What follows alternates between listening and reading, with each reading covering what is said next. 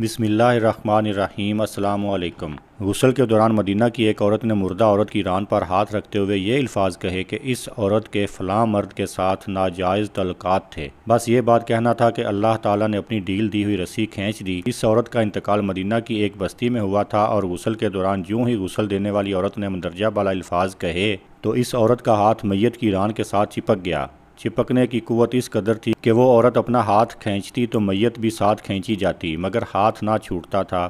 جنازے کا وقت قریب آ رہا تھا، اس کا ہاتھ میت کے ساتھ چپک چکا تھا اور بے حد کوشش کے باوجود جدا نہیں ہو رہا تھا۔ تمام عورتوں نے اس کے ہاتھ کو پکڑ کر کھینچا، مروڑا، غرض جو ممکن تھا کیا، مگر سب بے سود رہا۔ دن گزرا، رات ہوئی، دوسرا دن گزرا، پھر رات ہوئی، سب ویسا ہی تھا۔ میت سے بدبو آنے لگی اور اس کے پاس ٹھہرنا بیٹھنا مشکل ہو گیا۔ مولوی صاحبان، قاری صاحبان اور تمام اسلامی طبقے سے مشاورت کے بعد طے ہوا کہ غسال عورت کا ہاتھ کاٹ کر جدا کیا جائے اور میت کو اس کے ہاتھ سمیت دفنا دیا۔ مگر اس فیصلے کو غسال عورت اور اس کے خاندان نے یہ کہہ کر رد کر دیا کہ ہم اپنے خاندان کی عورت کو معذور نہیں کر سکتے، لہٰذا ہمیں یہ فیصلہ قبول نہیں۔ دوسری صورت یہ بتائی گئی کہ میت کے جسم کا وہ حصہ کاٹ دیا جائے اور ہاتھ کو آزاد کر کے میت دفنا دی جائے، مگر بے سود۔ اس بار میت کے خاندان نے اعتراض اٹھایا کہ ہم اپنی میت کی یہ توہین کرنے سے بہرحال قاصر ہیں۔ اس دور میں امام مالک قاضی تھے۔ بات امام مالک تک پہنچائی گئی کہ اس کیس کا فیصلہ کیا جائے۔ امام مالک اس گھر پہنچے اور صورتحال بانپ کر غسال عورت سے سوال کیا، اے عورت، کیا تم نے غسل کے دوران اس میت کے بارے میں کوئی بات کہی؟ غسال عورت نے سارا قصہ امام مالک کو سنایا اور بتایا کہ اس نے غسل کے دوران باقی عورتوں کو کہا کہ اس عورت کے فلاں مرد کے ساتھ ناجائز تعلقات تھے۔ امام مالک نے سوال کیا، کیا تمہارے پاس اس الزام کو ثابت کرنے کے لیے گواہ موجود ہیں؟ عورت نے جواب دیا کہ اس کے پاس گواہ موجود نہیں۔ امام مالک نے پھر پوچھا، کیا اس عورت نے اپنی زندگی میں تم سے اس بات کا تذکرہ کیا؟ جواب آیا، نہیں۔ امام مالک نے فوری حکم صادر کیا کہ اس غسال عورت نے چونکہ میت پر تہمت لگائی ہے، لہذا اس کو حد مقررہ کے مطابق 80 کوڑے لگائے جائیں۔ حکم کی تعمیل کی گئی۔ پورے 80 کوڑے مارنے کے بعد اس عورت کا ہاتھ میت سے الگ ہوا۔ استغفر اللہ۔ آج لوگ تہمت لگاتے وقت ذرا بھی نہیں سوچتے۔ اللہ تعالی ہم سب کو نیک اعمال کرنے کی توفیق عطا فرمائے اور برے اعمال سے اور برے لوگوں سے بچائے،